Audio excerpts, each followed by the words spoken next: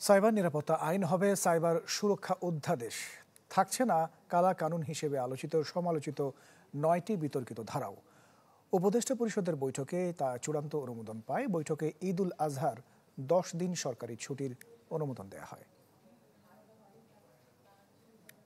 ভিন্নমত দমনের অস্ত্র হিসেবে ব্যবহার হয়ে আসা সাইবার নিরাপত্তা আইনের 9টি বিতর্কিত ধারা বাতিলের সিদ্ধান্ত নিয়েছে সরকার। ধারাগুলো বাতিল করে নতুন নাম হবে সাইবার সুরক্ষা অধ্যাদেশ 2025, যার চূড়ান্ত অনুমোদন দিয়েছে উপদেষ্টা পরিষদ। ডিজিটাল মাধ্যমে নারী শিশুর প্রতি যৌন হেনস্থা ও ধর্মীয় অবমাননাকে শাস্তিযোগ্য অপরাধ হিসেবে উল্লেখ করা হয় আইনটিতে। তবে রক্ষা কবচ হিসেবে সব মামলাই থাকছে জামিন পাবার অধিকার। মিথ্যা প্রমাণ হলে আমলি আদালতেই 24 ঘন্টার মধ্যে মামলা খারিজের ব্যবস্থা থাকছে। নারী ও শিশুর প্রতি যৌন নির্যাতনমূলক কন্টেন্ট প্রকাশ, হুমকি দেওয়া, আর এটা হচ্ছে ধর্মীয় ঘৃণা ছড়ানো, যে ঘৃণা ছড়ানোর মধ্যে দিয়ে সহিংসতাকে উস্কে দেওয়া হয়। মানে ধর্মীয় ঘৃণাও এটাকে খুব কঠোরভাবে সংজ্ঞায়িত করা হয়েছে, যাতে ভুল বুঝাবুঝি না হয়, কেউ কাউকে হয়রানি করতে না পারে।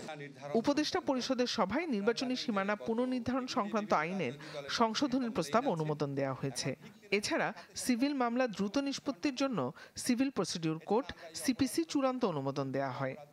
সীমানা পুনর্নির্ধারণ সংক্রান্ত নির্বাচন কমিশনের যে সাংবিধানিক দায়িত্ব আছে, সেটা তারা ইচ্ছা করলে এই আইনটা আপনার গেজেট নোটিফিকেশন হওয়ার সাথে সাথে শুরু করে দিতে পারবে। সংবাদ সম্মেলনে জানানো হয়, এবছর ঈদ উল আজহায় 5 জুন থেকে সরকারি ছুটি থাকবে 10 দিন। 11 ও 12 জুনের সরকারি কর্মদিবস পূর্ণ করতে 17 ও 24 মে শনিবারের ছুটি বাতিল করা হয়েছে। ঈদ উল আজহার ছুটি হবে 10 দিন। জিনিয়া কবির সূচনা, চ্যানেল 24, ঢাকা।